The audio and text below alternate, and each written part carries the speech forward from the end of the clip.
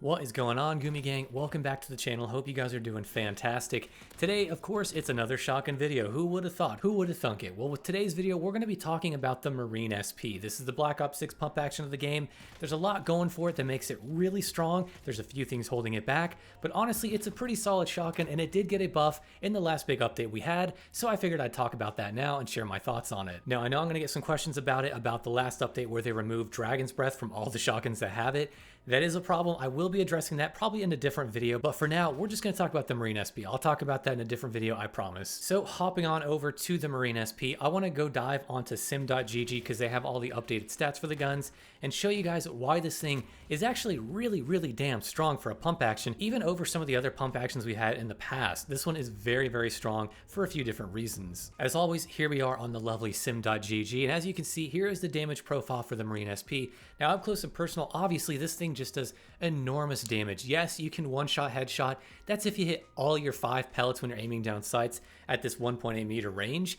That's probably never going to happen. It might occasionally, but I can probably tell you that it's probably only happened to me like once or twice since Black Ops 6 launched. It's super rare, but hey, it's cool to see. But this thing just up close does so much damage. Now, the nice thing is that's a 7.1. It still does 200 damage, which is kind of insane. And with the most recent update, they actually gave it a buff to where it added another range out to 8.9 meters, where you can basically get a 2-shot kill as long as you're hitting the chest. I know it's kind of weird because it's stomach and arms. It's still 140, which isn't a 2-shot, but if you hit head or the chest area, you can deal enough to do a 2-shot kill. So your 2-shot range is definitely increased with the shotgun, which is awesome to see. Now, past that, it drops off hard and it's going to be a 4-shot, so maybe don't challenge people that far. But one thing that's cool about this is if you put on the long barrel, you'll see that we actually get a 10.2 meter 2-shot potential if you're hitting chest shots, which is really awesome to see. This is great. This is going to feel like the Reclaimer 18 did, if you remember that, back in the Modern Warfare 3 integration of Warzone, which is really awesome. Now, you can also put on something like the Monolithic Suppressor. It does take it to 11.2, which is really crazy, but honestly, I don't like the Monolithic Suppressor with the long barrel because it feels a little bit slow, and also your spread isn't going to be super tight since we're not using the choke, so it's not really worth it in my opinion. If you're looking for the most range, I still think you should be rocking a choke like the modified choke here, and maybe rocking the tactical laser to get an even tighter spread. In the damage department, this thing just has so much going for it. I mean, it really is a powerhouse. Now, the numbers you saw, the damage, that's if you're aiming down sights or fully tack stance, and you hit 5 of those pellets because there's 8, and then ADS is 5 pellets worth of damage. Hipfire is only 4. So if you're aiming down sights, you can deal a ton of damage. Now, unfortunately, that's kind of where the good things start to fall off about this shotgun. It's got great spread and great damage, but the real downsides are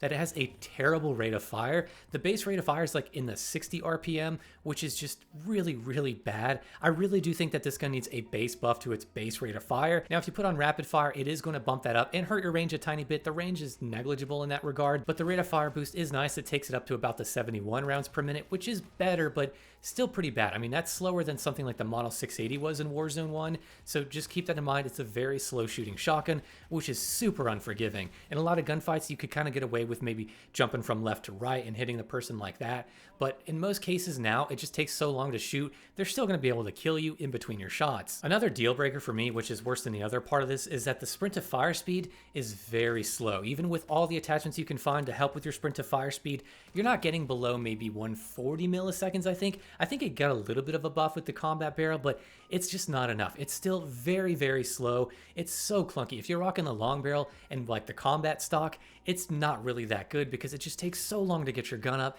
It's really frustrating. I hate when they balance shotguns like this because they're supposed to be like an aggressive style weapon, but having such a slow sprint to fire speed just feels so bad. It just feels awful on this gun, and that's really holding it back for me. Now, in terms of the class you can use, there's a few different ways that I would kit it, but the tried and true like range build for this, you're probably going to be rocking the tactical laser, the long barrel, the modified choke, the combat stock, and rapid fire. This is going to be great for range shots. You can get a good 2-shot kill that's consistent, but the only problem is it's got a very tight spread, so it is very unforgiving if you do miss or if you kind of scuff a shot. It can get you killed. If I'm not on top of my A game, I'm missing shots all over the place, so that's something to keep in mind. Now, another good alternative is to just swap out that laser for the Strelok laser. This is an underrated laser that I don't really mention enough, but this thing actually helps by reducing the amount of time it takes for you to get fully aiming down sights, or in other words, for your pellets to actually tighten and to get that aim down sights damage.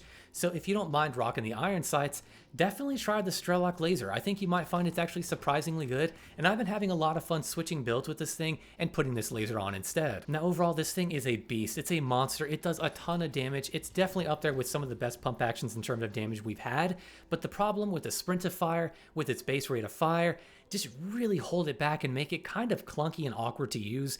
So it's going to be definitely a harder gun to use, especially if you have a tight spread. It's going to feel very unforgiving, but there's a ton of damage potential. Like if you can hit your shots well, if you can be in and out of cover, of course, it's going to be super, super strong. It's just, man, I can't deal with that sprint to fire. It's really frustrating. But really, that's all I got to say about this gun. You guys know about it. I just want to let you know it did get a buff. It's better than it has been, but there's still some issues like the rate of fire and the sprint to fire that really hold it back for me personally. But now I want to know in the comments, what do you guys think about this shotgun? Do you think that the sprint to fire is a non-issue? Do you think the damage is as insane as I do? And with all that being said, guys, I will see you in the next video.